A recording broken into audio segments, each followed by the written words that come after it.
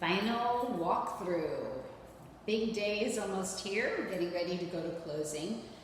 And we're getting ready also to conduct what we call a final walkthrough inspection. Why is this important?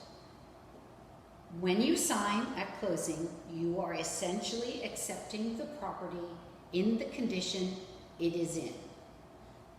So we want to make sure that all the conveyances, appliances, etc. are in place.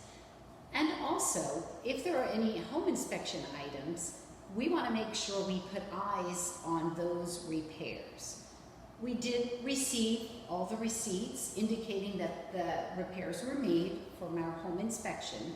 However, it's still a good idea to come and make sure they're done to your specification and properly. So, it takes about half an hour, 40 minutes.